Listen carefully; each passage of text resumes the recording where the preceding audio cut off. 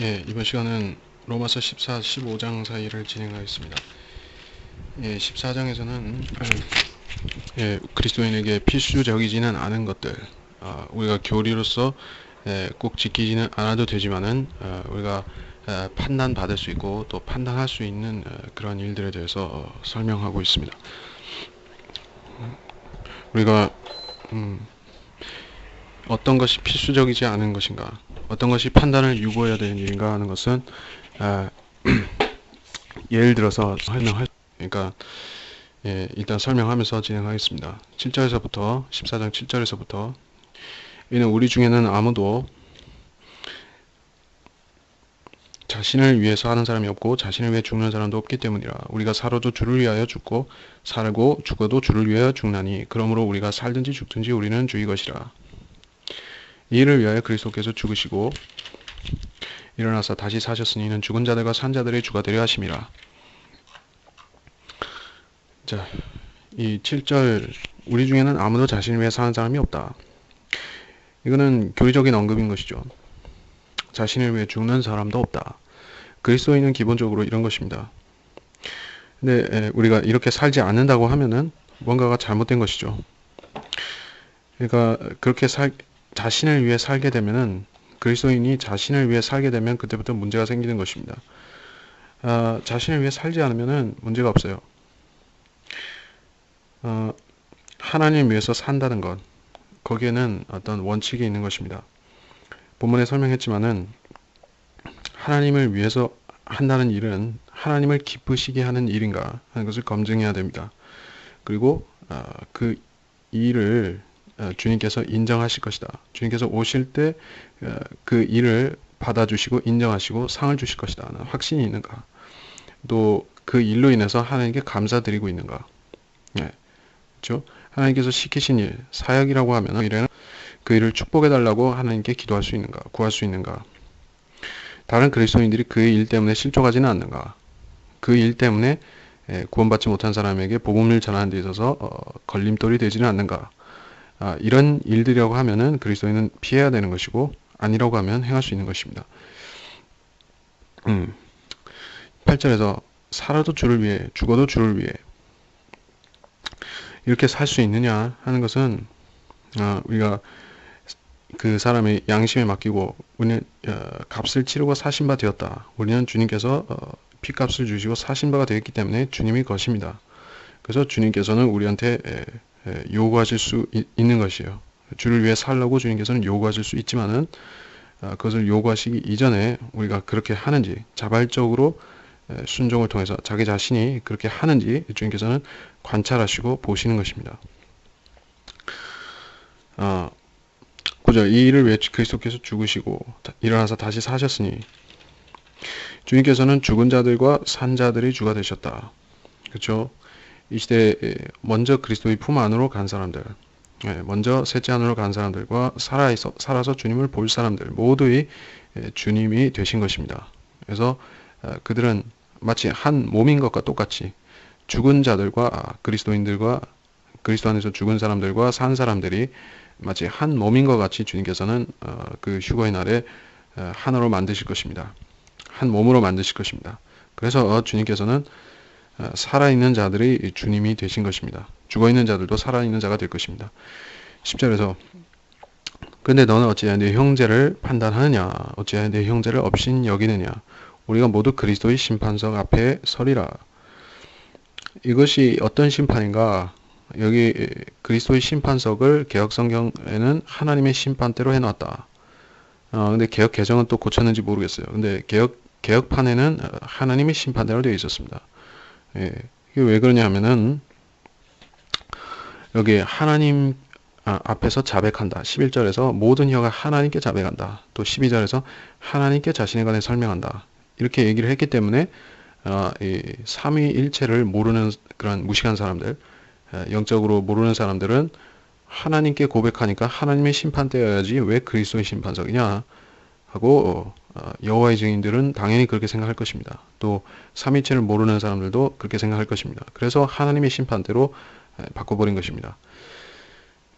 근데 이 그리스도의 심판석은 어떤 곳인가? 백보자 심판보다도 1000년 앞서 일어난 것이죠. 고린도후서 5장 9절에서 10절사이에 나오고, 이 구원받은 성도들이 자기 행위에 대해서 심판받는 자리다. 우리가 거기서 상과 유업과 면류관을 받는 그러한 수여식의 자리다 하는 것을 알 수가 있습니다. 또 어떤 사람들은 자기들의 공로가 헛되기 때문에 거기서 불태워서 없어질 것이다 한 자리라는 것도 알고 있습니다. 11절에서 주가 말하노라 내가 살아있으니 모든 무릎이 내게 꿇을 것이요 모든 혀가 하나님께 자백하리라. 모든 혀가 하나님께 자백하리라. 이게 어디서 언급된 구절이냐? 이사야서 45장 23절에 나왔죠. 내가 스스로 맹세하였으며 그 말이 의로움으로 내 입에서 나갔으니 되돌아오지 아니하리라. 나에게 모든 무릎이 꿇을 것이며 모든 혀가 맹세하리라. 자, 이것이 누구에게 꿇는 것인가? 빌립보서 2장 10절에서 11절 사이에 나왔지만은 하늘에 있는 것이나 땅에 있는 것이나 땅 아래 있는 것이나 모든 무릎을 예수의 이름에 꿇게 하시고 모든 혀가 예수 그리스도를 주라 하시나야 하나님 아버지께 영광을 돌리게 하셨느니라. 이렇게 말씀하셨기 때문에 이것이 그리스도께 꿇는 것입니다. 사도 바울이 여기서 45장 23절을 실제적으로 이사야서 45장 23절에서는 모든 무릎이 꿇는 것은 백보자 심판석에도 적용이 됩니다. 거기서도 적용이 되는 것이요. 빌립보서도 마찬가지로 백보자 심판석에서도 이 2장 10절 이하에서 백보자 심판석에서 이 사악한 존재들, 마귀와 마귀 천사들과 악인들까지도 주님 이름 앞에 무릎을 꿇는 그 상황을 말씀한 것이기 때문에 이중 적용이 되는 것이다. 그리스도의 심판석 때에도 마찬가지다. 우리 자신도 그렇게 하고 우리 자신도 하나님께 복종하고 하나님께 우리 일들을 자백할 것입니다. 근데 우리가 자백하는 것과 그 구원받지 못한 피조물들이 이렇게 주님 앞에 엎드리는 것과는 다른 것입니다. 그들은 심판에 대한 두려움으로 그들이 곧 받게 될 그 불못의 심판에 대한 두려움으로 그리고 주님께서 의로우신 심판주로서 재판장으로서 그들에게 선고하시는 것을 두렵고 떨림으로 듣는 것이지 구원을 받는 것은 아닙니다. 근데 우리는 구원을 받은 사람으로서 자기 자신의 일들에 대해서 주님 앞에 평가받는 것입니다. 그런 자백, 자기 일들에 대한 평가를 말하는 것이지 이것이 구원받지 못한 사람의 심판과는 다른 것입니다. 그래서 12절에서 자기 자신에 관해서 설명한다 얘기를 했습니다. 우리는 자기 자신에 대해서 설명하고 변론할 기회를 받을 것입니다. 하나님께서는 공평하시기 때문에 그리스도인들이 자기 일들을 스스로 주님 앞에 설명할 기회를 주시는 것이에요. 근데 주님께서는 주님이 기준을 가지신 것을 알아야 되는 것이죠. 그래서 사람이 자기 눈에 옳은 일을 했다고 해서 전부 다 인정해 주시는 것은 아닙니다. 뭐 불의웃을 돕고, 자 이웃 구제를 많이 하고 봉사를 많이 하고 또 이렇게 교회들을 많이 섬겼다 하는 것은 자기 자신의 어떤 자랑은 될 수 있어도 그것이 정말 바른 섬김이었는지 주님께서 원하시는 기뻐하시는 일이었는지는 그것은 두고 봐야 되는 것입니다. 어떤 잘못된 교회를 섬기는 것은 비성경적인 일을 하는 교회를 섬기는 것은 열성으로 한다는 것은 하나님께 노여움이 되는 일이지 기쁜 일은 아닌 것이죠. 그러니까 사람이 자기 나름으로 종교적 열심을 많이 냈다고 해서 모두 다 심판석에서 상을 받는 것은 아닙니다. 근데 참 어리석은 사람들이 많기 때문에 이 시대에는 십계명을 지켜서 구원을 받았다고 믿기도 하거나 뭐 안식일을 지킨다거나 뭐 주일을 지켜서 주일 성수를 해서 구원을 받고 상도 받는다. 혹은 뭐 11조를 많이 냈기 때문에 11조를 많이가 아니지 11조를 항상 냈기 때문에 구원을 받고 상도 받고 뭐 이런 식으로 하는 사람들이 있는 것입니다. 무식한 사람들인데 그들은 그리스도의 심판석을 모르는 것입니다. 그런 사람들 중에서 그리스도의 심판석에 대해서 제대로 알고 있는 사람은 한 명도 없는 것입니다. 종교적인 열성을 강조하는 사람들은 모릅니다. 그러나 그리스도인들은 아는 것입니다. 13절에서 우리가 더 이상 서로를 판단하지 말고 형제들 앞에 거치는 것이나 방해물을 놓지 않았는지 판단해야 한다고 말씀했습니다. 형제들 앞에 거치는 것들이나 방해물들이 무엇인가? 여러 가지가 있을 수 있는 것입니다.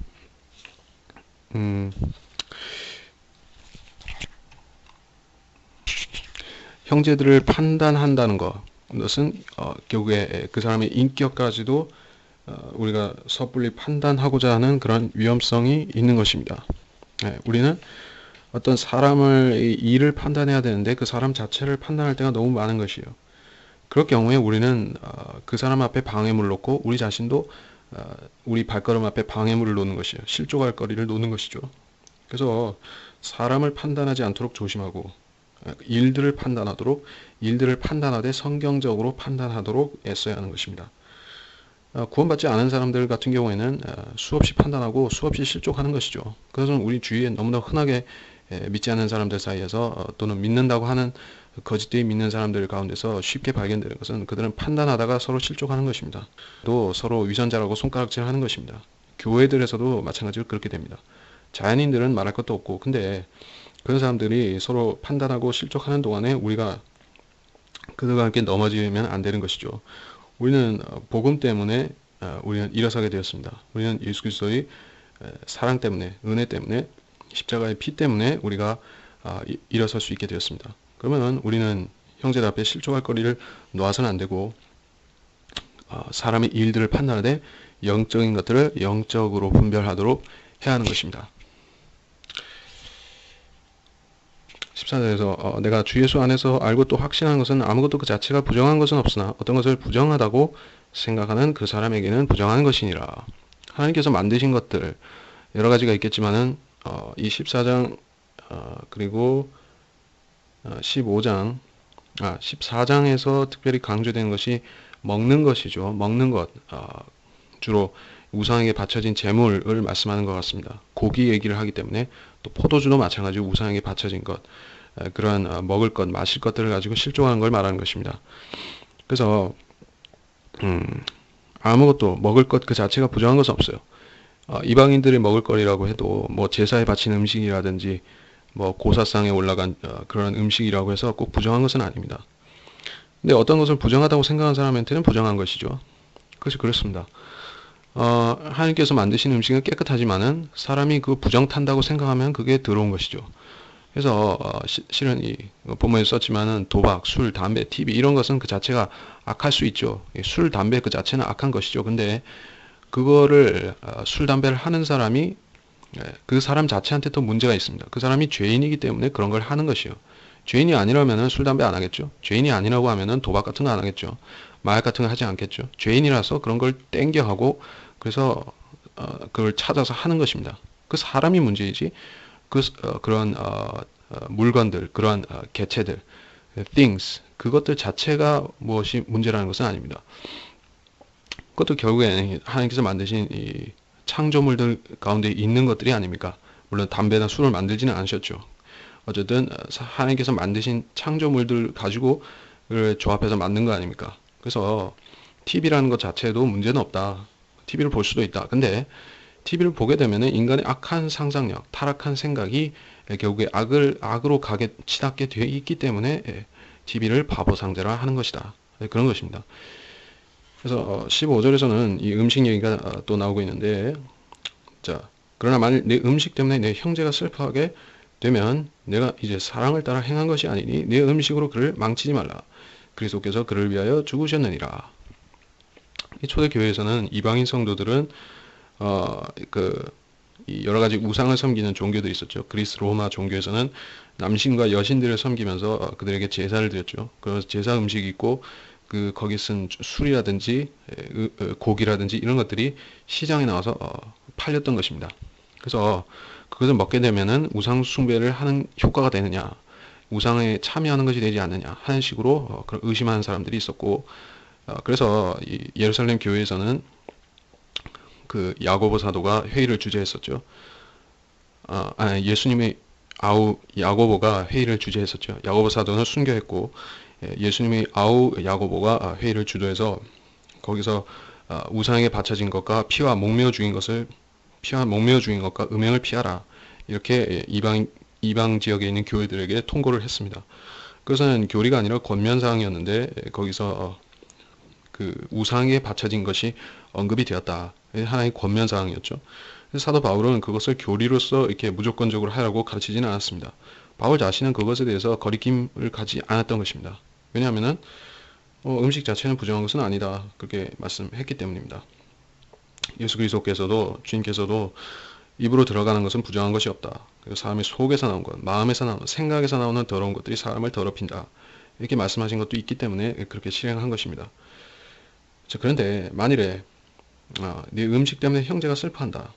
근데 그렇게 생각하지 않는 것, 성경을 그렇게 영적으로 보지 않는 그런 어린 형제들, 육신적인 그리스도인들도 있는 것이요. 그들은 제사 음식을 먹으면은 우상을 숭배하는 것인 줄로 생각하기도 합니다.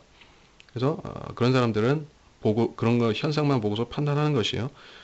그래서 그들을 실족시켜서는 안 되기 때문에 음식으로 그를 망치지 말라 이렇게 말씀하는 것입니다.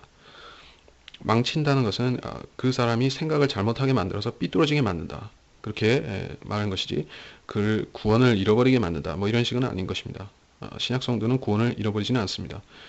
그리스도께서 그를 위하여 죽으셨느니라. 자, 이 그리스도의 몸 안에는 약한 지체와 강한 지체, 영적인 지체와 육신적인 지체, 어린 지체와 성숙한 지체가 있습니다. 그렇기 때문에 이 지체들이 서로 조화를 이루기 위해서는 성숙한 지체들이 좀 더 양보를 할 필요가 있을 때가 있습니다. 예, 모든 일에 있어서 그런 건 아니지만은 특별히 이런 어떤 이런 판단하기에 애매할 수 있는 이슈, 그렇죠. 이런 우상에게 바쳐진 것을 먹느냐 하는 것은 사실 완전히 어떤 교리적인 판단을 내리기에는 어려운 부분이 있습니다. 사실 우리가 우상에게 바쳐진 것을 그걸 찾아다니면서 먹을 필요는 없잖아요. 굳이 제사 음식으로 썼다는데 우리가 뭐 그거 먹어도 괜찮다고 해서 꼭 그걸 먹을 필요는 없는 거잖아요. 마찬가지입니다. 우리가 믿음이 있는 거를 보여주기 위해서 그걸 일부러 먹을 필요는 없는 것이죠. 더구나 믿음이 약한 사람들 앞에서 과시성으로 그렇게 먹어 보여줄 필요는 없는 것이죠. 그 얘기를 하는 것입니다. 그러므로 너희가 선한 것이 비방받지 않게 하라. 이것은 1절에서 15절 사이에 말씀한 내용의 요약이다. 그래서 이 신약에서 우리 그리스도인 성도들에게 하나의 교리적인 것으로 금지되지는 않은 것들이 있어요. 이런 먹는 것에 대한 문제들, 우상에게 바쳐진 그런 먹을 것, 마실 것, 사실 우리가 포도주는 마시지 않지만은, 예, 그렇죠. 발효된 것은 먹지 않으니까. 그렇죠. 우리는 술은 아예 마시는 것이 아니죠. 근데 우상에 바쳐진 음식은 문제가 될 수도 있는 것이죠. 자, 이런 일련의 행위들, 이런 것에 대해서 우리가 판단해야 될 때, 우리는 조심스럽게 해야 된다.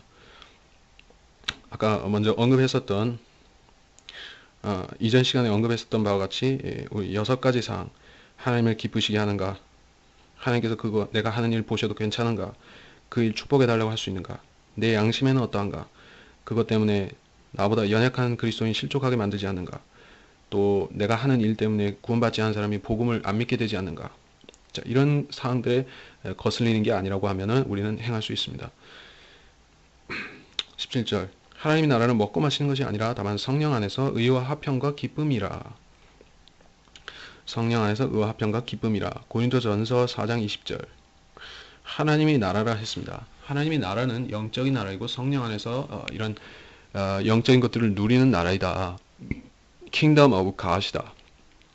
네, 천국 Kingdom of Heaven은 물리적이고 실제적이고 눈에 보이도록 임하는 왕국이다. 아버지 왕국이 땅에 임하옵시며 하늘에서 임한 같이 하늘에서 이룬 같이 땅에서도 이루어지며 이렇게 주님께서 제자들에게 가르쳐 주신 기도에도 그렇게 나왔다는 것입니다. 이것은 이스라엘의 팔레스타인에 실제적으로 세워지는 천국이고 거듭나지 않은 사람들은 먼저 하나님의 나라에 들어가야지 천국에도 들어갈 수 있습니다. 지금 그러니까 거듭나지 않은 사람들 중에서 대환란 끝에 겨우 살아서 천국에 들어간다 할지라도 그것은 일종의 요행수로 들어간다는 것이고 우리가 먼저 이 시대에 거듭나서 하나님의 아들들 또 통치자가 되어서 하나님의 나라에도 들어가고 천국에도 들어갈 수 있는 것입니다. 그래서 이것은 영적인 나라이고 의와 화평과 기쁨으로 섬기는 나라이다. 이렇게 섬기면 하나님께서 그 사람을 기뻐 받아주시는 것입니다. 예수님께서 요한복음 3장 3절에서 말씀하셨죠. 사람이 거듭나지 아니하면 하나님의 나라를 볼 수 없느니라 하시더라.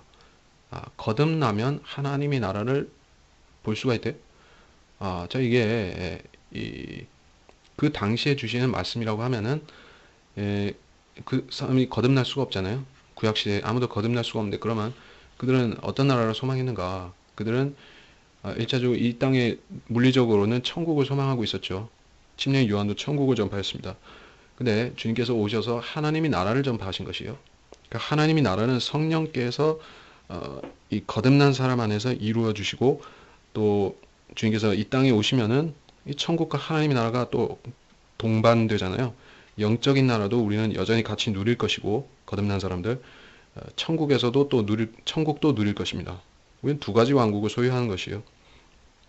그 때문에 이 새로운 진리를 알려주신 것이에요. 니코데모는 그런데 그 진리는 모르고 있었죠. 그래서 하나님의 나라를 볼 수 있다 하신 것입니다. 18절에서 이러한 것들로 그리스도를 섬기는 자는 하나님께 기쁘며 사람들에게는 인정을 받느니라. 사람들에게도 인정을 받는다 하는 것이 우리의 관심사가 되어서는 안 됩니다. 사람들이 우리를 칭찬한다든지, 사람들이 우리를 존중한다든지 존경한다든지 이런 걸 바라서 우리가 복음을 전하는 것은 아닙니다. 15장 이 뒤에 공부할 15장 2절에서도 자기 이웃을 기쁘게 하라 하는 말씀이 우리가 사람들을 기쁘게 하려고 복음을 전하거나 설교하는 것은 아니다. 우리가 그 오해는 해서는 안 되는 것입니다. 모순같이 보입니다. 갈라디아서 1장 10절과 비교하면 모순이지만은 실은 모순이 아니라 우리가 때에 맞게 적절하게 처신하는 것을 말하는 것입니다. 사람들에게 인정을 받는다. 그 사람들이 믿지 않는 사람이라 할지라도 우리가 참으로 신중하고 절제하고 자제하고 또 복음을 두려움 없이 전하면은 사람들은, 믿지 않는 사람들은 저 사람은 진짜 하나님의 사람이라고 자기 자신은 아는 것이에요. 그래서 두려워하는 것이죠. 인정하는 것입니다. 근데 그들이 겉으로는 인정하진 않지만 속으로 인정하는 것입니다.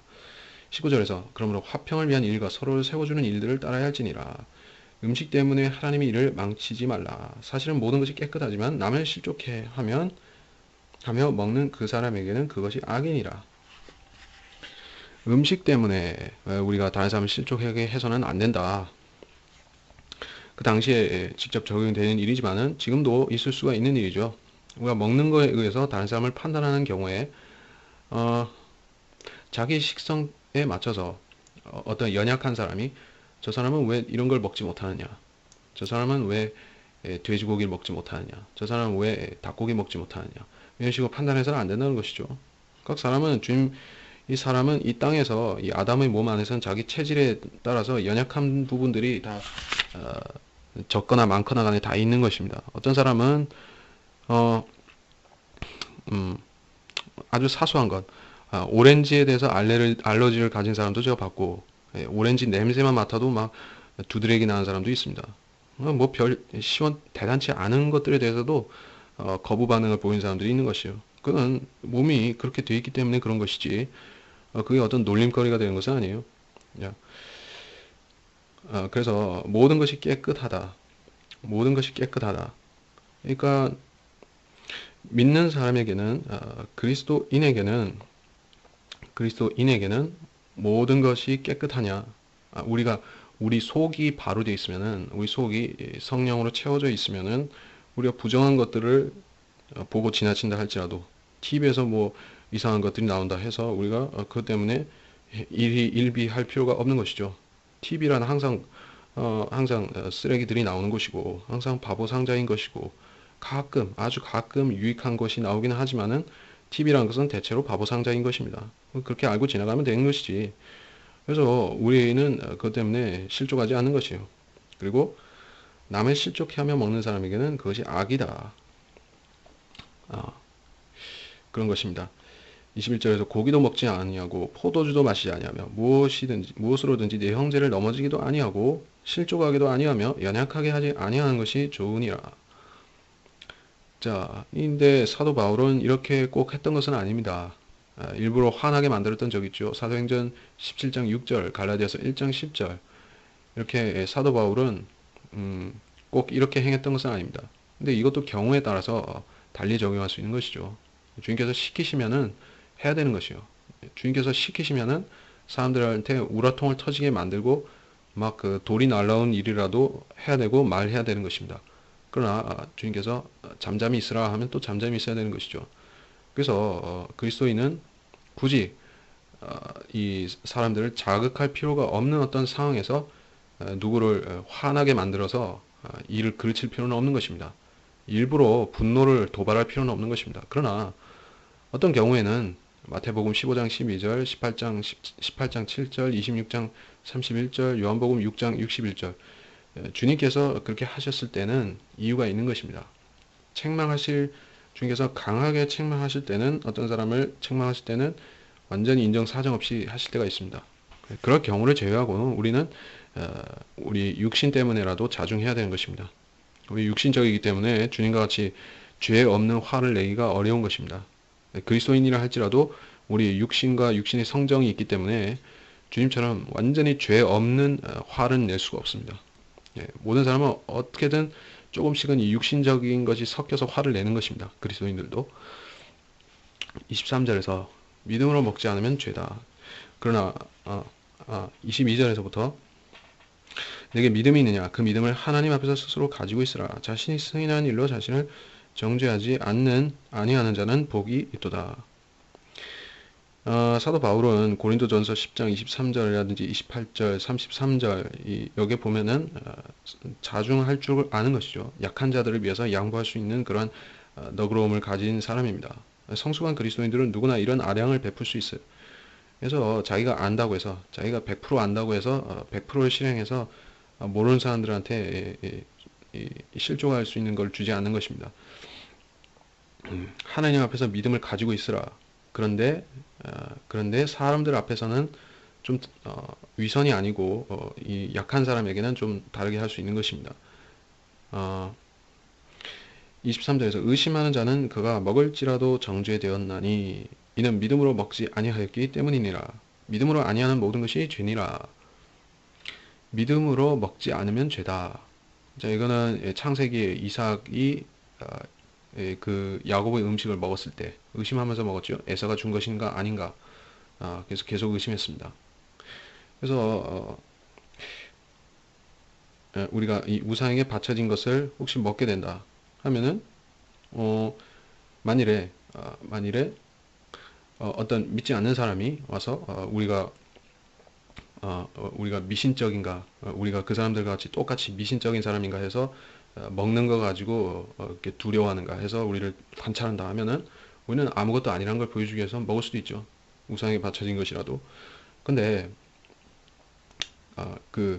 우리가 만일에 의심하는 마음으로 조금이라도 내가 이거 먹었다가 잘못되는 거 아닌가, 이 먹은 거 가지고 내가 주님께서 나를 어떻게 하시는 게 아닌가 하는 그런 두려움으로 먹는다고 하면은, 의심한다고 하면은 안 먹는 이만 못한 것이고, 그것이 바로 이 마음의 죄를 지은 것입니다. 믿음을 안 했기 때문에, 믿음을 안 하고 의심하면서 했기 때문에 그것은 죄가 된 것입니다.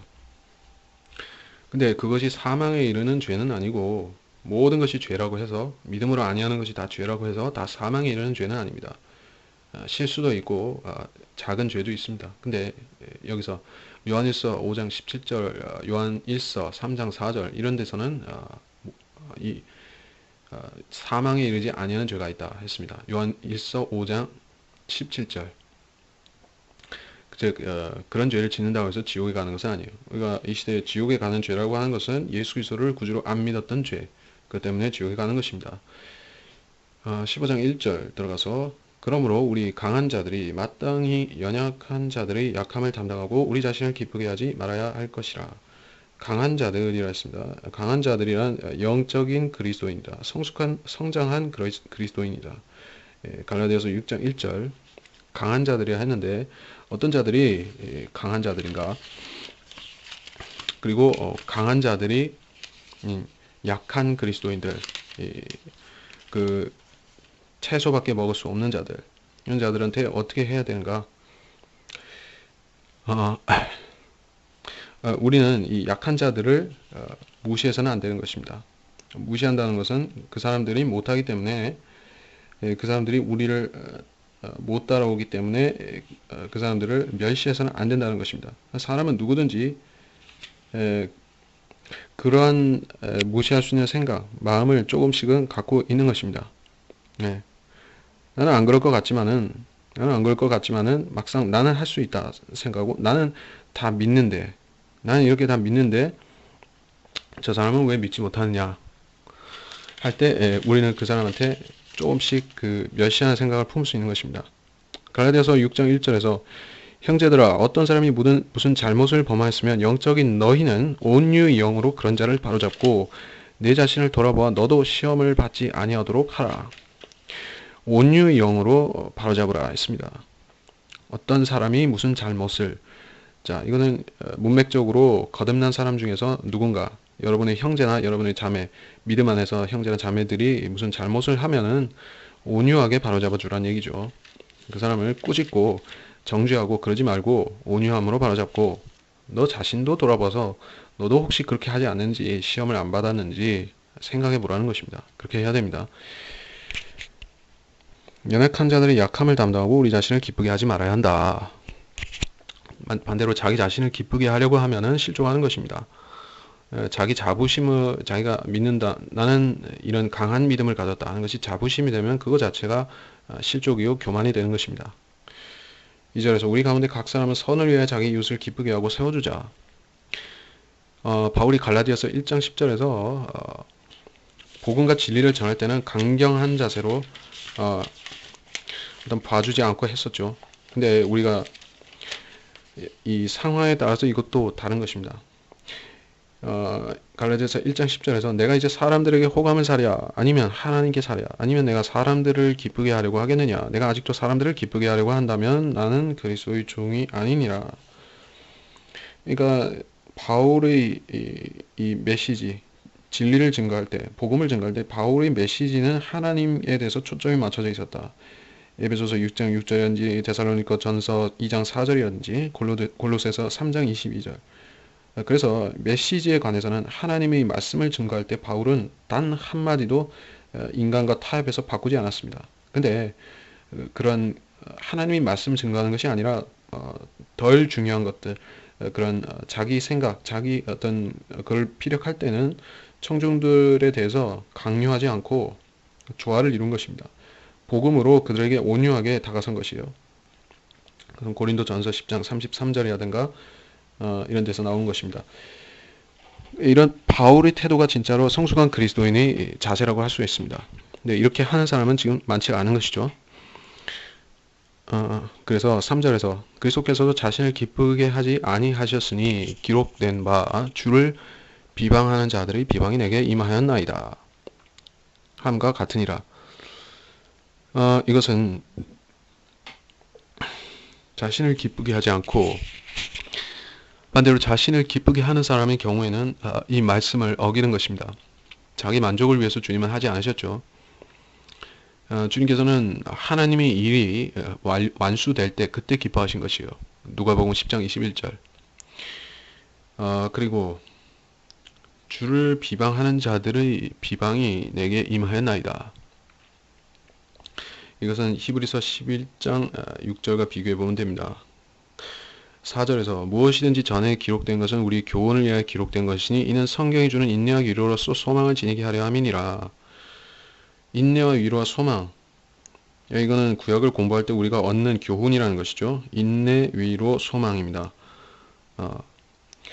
그래서 이 구약이 우리 시대에 교리로 적용이 안 된다고 해서 그렇다고 해서 우리가 구약을 안 보고 우리가 구약은 접어놓고 신약만 봐야 되느냐 아니면 우리한테 교리가 되는 바울 이 서신서들만 봐야 되느냐 하면 전혀 그렇지 않은 것입니다. 왜냐하면은 교리적인 적용만 하기 위해서 우리가 성경을 보는 것이 아니에요. 그렇죠. 우리가 교훈도 얻어야 되고 의로 책망하고 훈육함과 또 바로잡음과 이런 것들을 다 얻어야 되기 때문에 요약하자면 우리가 교리와 아울러서 교훈도 필요하기 때문에 성경을 보는 것입니다. 교훈들 안에는 정말 엄청난 보화들이 많이 있는 것입니다. 그래서 우리가 교훈을 안다는 것은 성경에서 그것들을 찾아내고 공부한다는 것은 실제적으로 우리가 성경을 안다는 것입니다. 성경에서 교리들 몇몇 가지만 알게 되면은 어떤 시대들에 따른 교리들만 몇 가지 안다고 해서 성경을 다 아는 것은 아니에요. 그 사이사이에는 이 채워져야 되는 그런 교훈들이 엄청나게 많이 있는 것입니다. 그것은 각자가 성경을 공부하면서 성령의 인도를 받아 공부하면서 채우게 되는 것입니다. 그런 걸 경험해 보지 못한 사람들은 성경을 완전히 드라이하게 그냥 교리만 읽고 넘어갈 수도 있습니다. 그렇게 되면 그 사람의 가르침에는 힘이 없는 것입니다. 5절에서 이제 인내와 위로의 하나님께서 너희에게 그리스도 예수를 따라서 서로 같은 생각을 갖게 하사 한 생각과 한 입으로 하나님 곧 우리 주 예수 그리스도의 아버지께 영광을 돌리게 하시기를 원하노라. 같은 생각을 갖게 하사 한 생각, 같은 생각. 이게 어떤 생각이냐? 5절에서 서로 같은 생각이라 했고 6절에서 한 생각과 한 입이라고 했습니다. 이건 복음에 대해서 우리가 진리를 증거함에 있어서 이런 자세를 마땅히 견지해야 된다.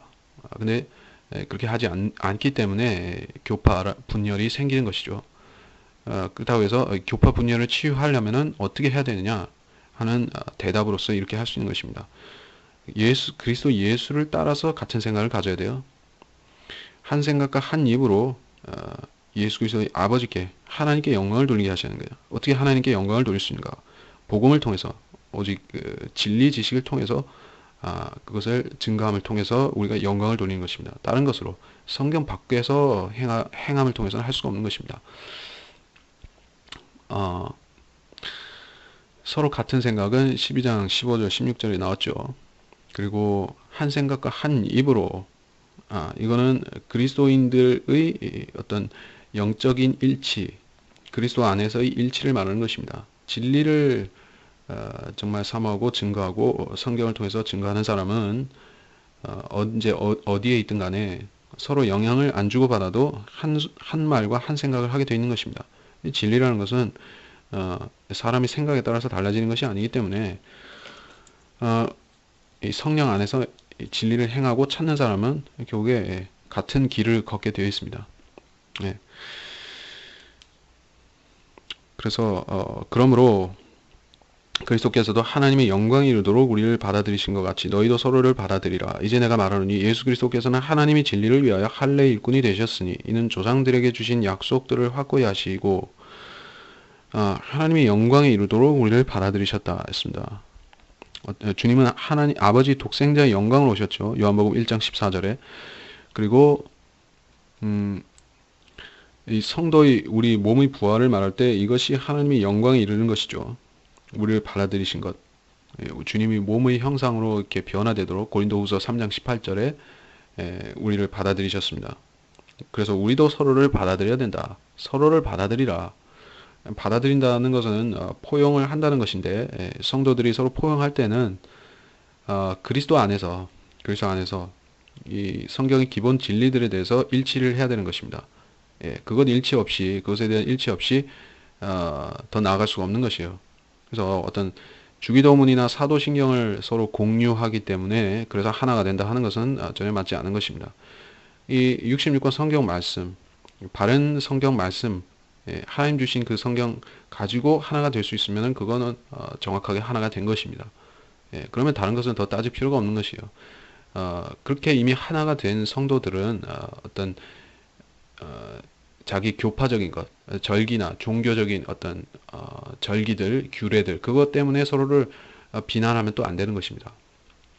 사실 성경들을 믿는 사람들은 크리스마스나 부활절이나 뭐 사순절이나 이런 것 때문에 서로 뭐 어떻게 할 필요가 없는 것입니다. 이미 진리를 알기 때문에 그것들이 헛것이라는 걸 알기 때문에 안 지키는 것입니다. 근데 혹시 모르는 사람들 이것이 성경에 나오는지 안 나오는지도 생각 안 하고 그냥 의식적으로 하는 사람들은 그 사람들은 진리 안에서 하나가 될 수가 없는 것이에요. 예수 그리스도는 하나님 진리를 위해 할례 일꾼이 되셨다. 사도행전 2장 22절. 이 나사렛 예수라는 말이요. 어떻게 사용되는 것인가? 여기 보면은 사도행전 2장 22절. 너희 이스라엘 사람들아 이 말씀들을 들으라. 너희 자신도 아는 바와 같이 나사렛 예수는 하나님께서 그를 통하여 너희 가운데서 행하신 기적들과 이적들과 표적들로 너희 중에서 하나님께 확증되신 분이니라. 이를 말씀했습니다. 이 이스라엘 사람들에게 예수님을 소개할 때는 나사렛 예수라 이렇게 말했습니다. 나사렛 예수는 나사렛에서 태어나신 선지자이신 예수님을 말하는 것입니다. 이스라엘 사람들은 선지자 예수님을 보고 그가 선지자의 표적들과 이적들과 기적들을 행하시는 걸 보고 그를 하나님으로 믿어야만 됐었습니다. 하나님 자신으로 믿는 것이죠. 이렇게 믿어야 되기 때문에 나사렛 예수인 것이요. 오늘날도 유대인들에게 복음을 전하는 것이 아님에도 자기가 이방인이고 듣는 사람도 이방인인데 나사렛 예수를 전하는 사람들은 좀 나사가 빠진 사람들이죠. 나사렛 예수가 아니라 지금은 셋째 하늘에 계신 대제사장이신 예수 그리스도인 것이죠. 나사렛 예수는 2000년 전에 예수님이었고 지금 예수님은 대제사장이시오 우리를 위해 중보하시는 하늘에 계신 예수 그리스도인 것입니다. 또 이제 곧 다시 오실 왕이신 예수 그리스도를 우리가 믿어야 되는 것이죠. 나사렛 예수는 선지자 예수입니다. 물론 우리가 나사렛 예수 그리스도도 믿지만 이거를 예수님의 대표 대명사로 이렇게 제시해서는 안 되는 것입니다. 그리고 9절에서 이방인들로 하여금 하나님의 자비하심을 인하여 그분께 영광을 돌리게 하려 하심이니 기록된 바 이로 인하여 내가 이방인들 가운데서 주께 고백하고 주의 이름을 찬송하리라 함과 같으니라. 이것은 사무엘하 22장 50절 시편 18장 49절에 나오고 이거는 천년왕국에서 다윗의 보좌에 앉으신 주님 그때 이방인들이 주를 찬양한다 하는 것을 말하는 것입니다. 그래서 교리적으로는 또 예언적으로 교리적으로는 명백하게 천년왕국에 대한 말씀인데 그때 이방인들에 대한 얘기인데 그걸 영적으로 끌어서 이 교회 시대에 예수님을 믿는 그 이방인들한테도 적용했습니다. 영적으로는 통한다는 것이죠. 천년왕국 때 그 이방인들이 예수님을 찬양하는 것 마찬가지로 지금 우리도 예수 그리스도를 구주로 믿고 주님께 찬양하잖아요. 영적으로 적용할 수 있는 것입니다. 이게 성경은 교리적으로도 적용하고 영적으로도 적용하는데 사도 바울이 이렇게 구약을 인용할 적에 이렇게 모범을 보여서 어떻게 하는 것이 영적 적용이다 하는 걸 우리한테 알려주었습니다.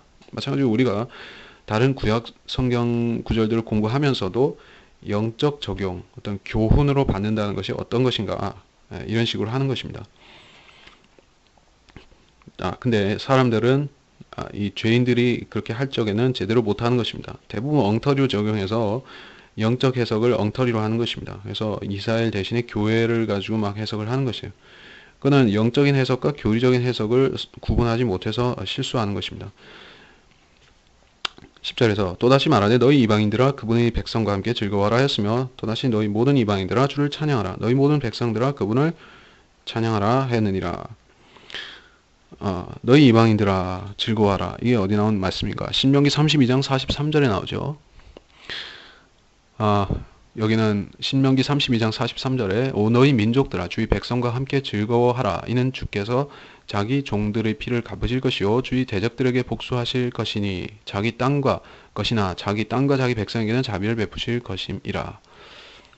자, 이것은 신명기 이 말씀은 주님께서 땅을 통치하실 때 천년왕국 때 이방인들이 주를 찬양하고 이스라엘 백성과 함께 이방인들이 주를 찬양한다 하는 것이지만은 교회 시대에도 우리가 이 교회 안에서 유대인이나 이방인이나 하나가 되어서 주님을 찬양한다. 이것을 영적으로 적용해서 인용한 것입니다.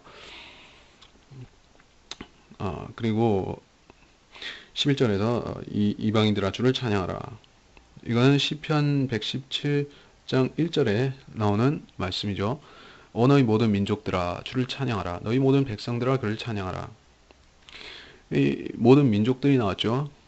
근데 여기는 이방인들이라 했습니다. 이 이방인들이라는 것은 민족들을 말하는 것이에요. 모든 민족들이 이방인을 말하는 것입니다. 교회 안에는 이방인도 없고 유대인도 없죠. 오직 성도만 있습니다. 예, 그리스도인으로 불리는 그런 성도만 있는 것입니다. 그렇기 때문에 이 그리스도인, 크리스찬. 근데 실제적으로 지금 이 시대에는 크리스찬이라는 말이 굉장히 아주 헛되게 되었습니다. 아주 거짓되게 사용되게 되었습니다. 그래서 너무 이 그리스도인이라는 것을 거짓되게 사용하는 사람들, 로만 캐토릭이라든지 이런 형식적인 종교인들이 너무나 거짓되게 써먹기 때문에 그리스도인이라는 말이 참 아름다운 말임에도 불구하고 무가치한 것 같이 그렇게 오인받고 있습니다. 그렇기 때문에 우리가 그리스도인이라는 이 명칭도 소중하지만은 왜 바이블 빌리버라고 하느냐? 그 앞에 바이블 빌리버를 붙여서 바이블 빌리버 크리스찬이나 그냥 바이블 빌리버라고 하느냐 하는 이유가 있는 것입니다. 이 시대에 너무나 가짜들이 그리스도인을 써먹기 때문에 그렇게 한 것입니다. 12절에서 또다시 이사야가 말하기를 이새의 뿌리 곧 이방인들을 다스리기 위하여 일어나시는 이가 있으리니 이방인들이 그를 신뢰하리라 했느니라. 이사야서 11장 1절 10절을 합쳐서 얘기를 한 것입니다. 이것은 이새의 줄기에서 한 싹이 나며 그의 뿌리들에서 한 가지가 자랄 것이라. 그날에 이새에게서 한 뿌리가 있어 백성의 깃발로 서리니 이방인들이 그것을 찾을 것이며 그의 머무는 자리가 영화로우리라. 이런 말씀을 했습니다. 이거는 완전히 예언적인 구절이죠. 근데 이걸 영적으로 적용을 했는데 그것이 가능하다는 얘기요. 그러니까 주님께서 이새의 뿌리, 주님께서 재림하시는 것을 일어나시는 이가 있을 얘기를 했습니다. 그때 이 천년왕 때 이방인들이 주님을 붙잡고 주님을 신뢰한다. 근데 우리는 이거 영적으로 적용해서 우리도 주님께 신뢰를 두어야 된다. 주님께 신뢰를 두어야만 우리가 상도 받고 통치권, 즉 유업도 받을 것입니다. 그렇기 때문에 여기서 인용을 한 것입니다. 이렇게 해서 14장 이렇게 해서 이 14장서부터 15장 초, 중까지 초반까지 마무리를 하게 됐습니다. 로마서가 거의 끝나가고 있는데 이제 남은 부분들에서는 그게 교리적으로 비중 있게 설명할 것은 그게 많이 남지가 않았습니다. 근데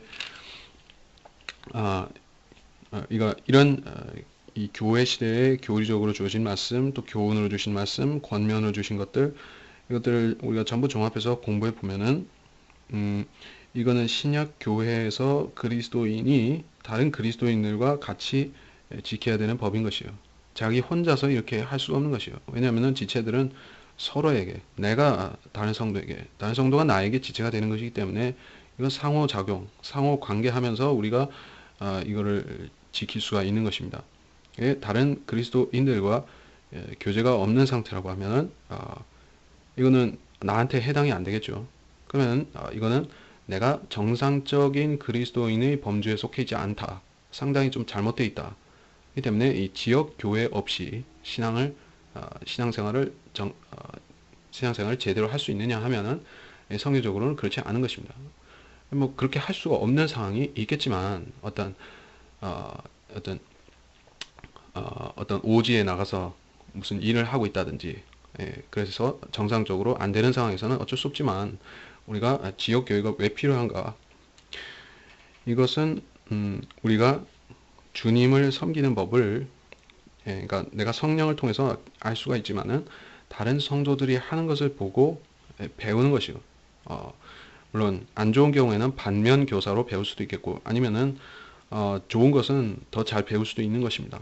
이게 배우지 못한다고 하면은 우리가 전혀 성장하지 못하고 그냥 사는 것입니다. 다른 성도들이 잘 하는 것을 보고 배울 기회가 없다고 하면은 우리는 그냥 자기가 제일 잘난 줄로 알고 살 수도 있고 어리석은 자로 살 수가 있습니다. 그래서 왜 지역교회가 필요한가? 우리 믿음의 실행을 성경대로 하기 위해서도 필요한 것입니다. 그래서 이번 시간을 마무리하겠습니다. 하나님 아버지, 이번 시간에서 우리가 연약한 자들에게 우리가 어떻게 해서 시험이나 거치는 것을 두지 않고 방해를 두지 않고 우리가 잘못 판단하지 않을 수 있는가 하는 것을 생각해 보았습니다. 우리는 너무나 자주 생각하지 않고 이런 일들을 해왔던 것을 기억합니다. 우리는 다른 약한 형제들 앞에 거치는 것들을 무수히 놓았었습니다. 그리고 우리가 조금이라도 성장했다 싶으면 그것을 다른 사람을 판단하는 계기로 삼아서 우리가 높아지려 하고 다른 사람들을 밟으려고 했습니다. 이것이 그리스도 안에서는 전혀 지체로서는 해서는 안 되는 일이라는 것을 알았습니다. 우리는 그리스도의 몸, 지체들 안에서는 겸손해져야 됩니다. 그리고 세상 사람들에 대해서도 우리는 구원받은 사람으로서 진리를 정확하게 증거해야 하고 임박한 심판과 또 그리스도를 믿지 않은 것들에 대한 정죄를 얘기해야 되지만은 그렇다고 해서 우리가 높아지거나 교만한 것은 아닙니다. 그래서 하나님 앞에 간직한 믿음과 우리의 믿음의 실행과 이런 것들이 조화를 이루고 서로 모순되지 않도록 우리가 우리 간증을 잘 지켜야 될 것입니다. 이렇게 행할 수 있게 우리를 지혜를 주시고 이 듣는 성도들도 지혜를 주셔서 그런 성령의 지혜로 행할 수 있게끔 인도해 주시기를 원합니다. 감사드리며 위대하신 주 예수 그리스도의 이름으로 기도했습니다. 아멘.